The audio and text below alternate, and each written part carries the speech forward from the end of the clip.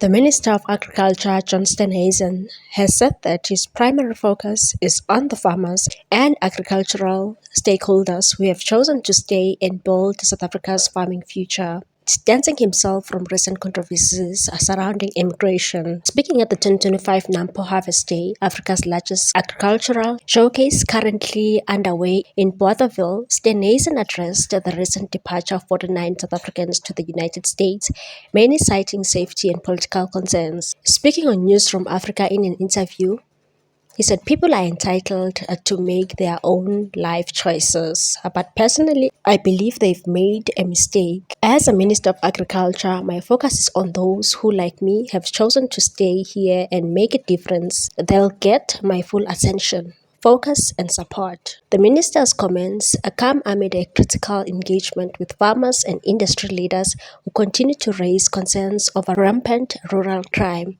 crumbling road infrastructure and export inefficiencies. These were dominant themes during Steenhuisen's Nampo visit. He said these are real challenges. He added that his department is actively working with stakeholders to improve conditions on the ground and streamline supply chain hurdles affecting agricultural trade. On the international front, Steenhuisen underscored the urgency of President Cyril Ramaphosa's upcoming visit to the United States as the sector rallies against the proposed 30% tariff on South African goods, and said we have to avoid that at all costs.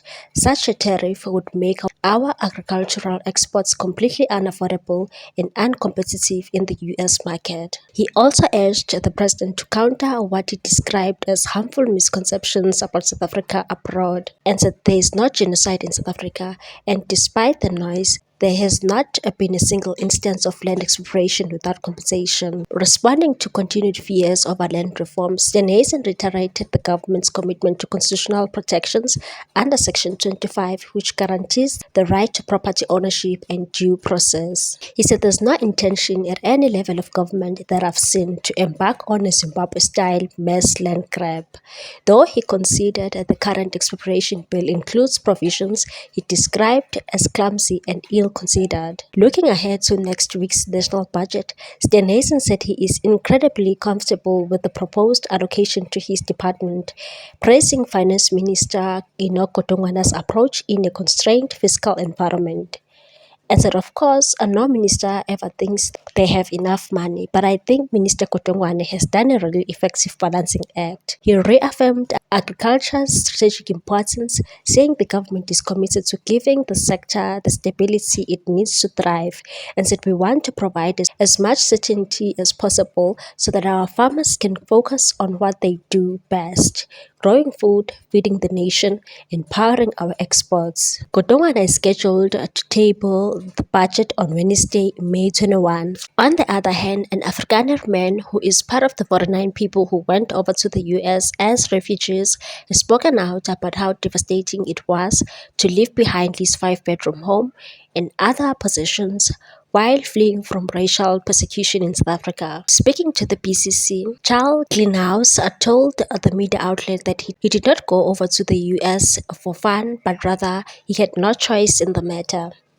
He said, I had to leave a 5-bedroom house, which I will lose now because I'm not going to pay for it. I also left my car behind, my dogs and my mother. I didn't come here for fun, but my children are safe. If you are white, you are wrong in South Africa. There you go. The refugee went on to say that white people are called land thieves and racist in the country, and said I had nothing to do with the apartheid and nothing.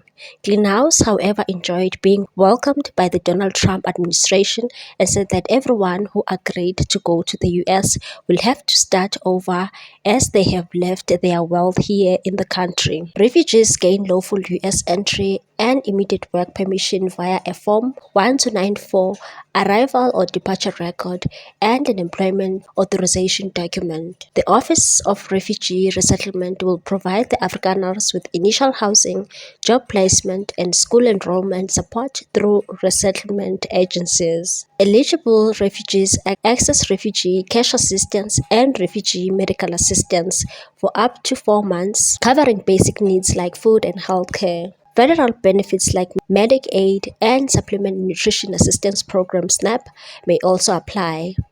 Within 2 years, the African refugees can file Form 1 to 730 to petition for spouses and unmarried children under 21 to join them in the US. After 1 year, the refugees can apply for a green card, offering a route to citizenship. Under normal circumstances, to qualify, applicants must be outside the US or, in rare cases, within their home country if authorized by the US President, and demonstrate past persecution or a well-founded fear of persecution. Meanwhile, experts have warned that a concerted effort, potentially driven by foreign actors and aligned with domestic far-right groups, is fueling misinformation campaigns, including false genocide claims against the white minority in South Africa. Independent political analysts said that the country is currently grappling with a complex web of internal and external forces aiming to destabilize its democratic progress. They urged that these efforts threaten South Africa's sovereignty, damage diplomatic relations, particularly with the United States, and threaten the nation's hard-won social cohesion. Experts asserted that since South Africa publicly took a stand against human rights violations committed by Israel and voiced support for Palestinian rights, it has become the target of a coordinated misinformation campaign.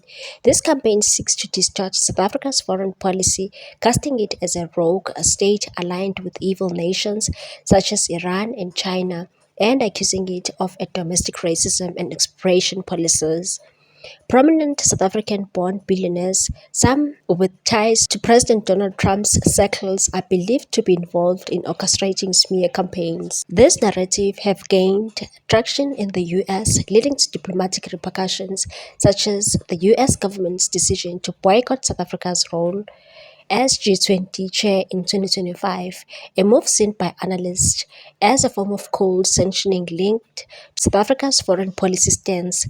Dr. Oscar van Heerden, a University of Johannesburg political analyst, suggested that these narratives are part of a broader effort to craft a negative image of South Africa, portraying it as a nation no longer embodying Nelson Mandela's values, and that it's about creating a narrative that South Africa is a failed state, riddled with corruption and crime, to justify external and internal interventions. Ashrad Patel, a senior research associate at the Institute for Global Dialogue, linked these developments to the ideological currents within the current US political landscape, particularly the so-called Project 2025 initiative related to the Make America Great Again movement. And so this project centered on white nationalist identity and anxieties over demographic change, echoes old apartheid era narratives, and has been embraced by certain South African opposition groups, including the DA and the far-right Freedom Front Plus, FF Plus.